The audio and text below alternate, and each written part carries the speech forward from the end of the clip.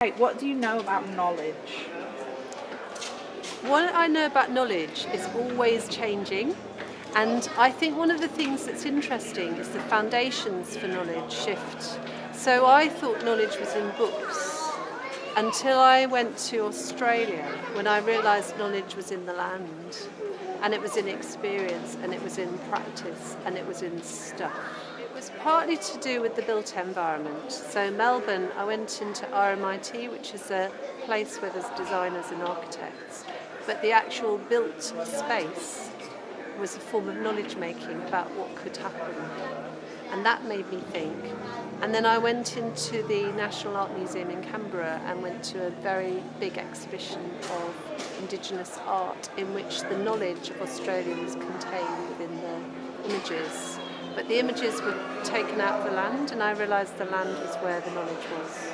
They were in a space which was grey and told that it was art. And for me, one of the things that I've realised is that a knowing and knowledge are perceived through experience and practice. And that experience and practice is through that process of living. And I think this wasn't living. What do you think it was? It was like a tomb. Really? It was like a tomb. Actually, I feel like crying now. It really was sad. What will happen is I will tell people my thoughts, and then people will change my mind, because they always do.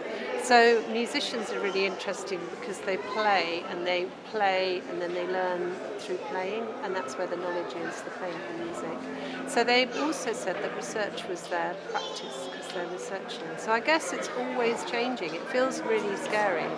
I think one of the difficult things about knowledge is that it's never secure. Tackle, although that's quite clear, the different kinds of knowledge and how some are more recognised than others.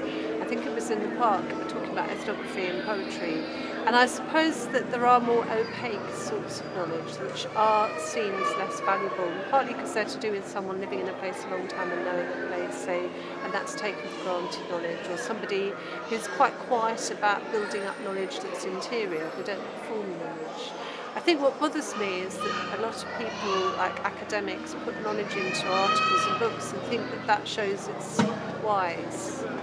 One thing, but wisdom is another thing. But I think knowledge also isn't necessarily in the books. And what would you have to offer Kate in a zombie apocalypse scenario in terms of knowledge? I think I'd be able to enthuse a small group of people, a band, and we would go hunting for grubs.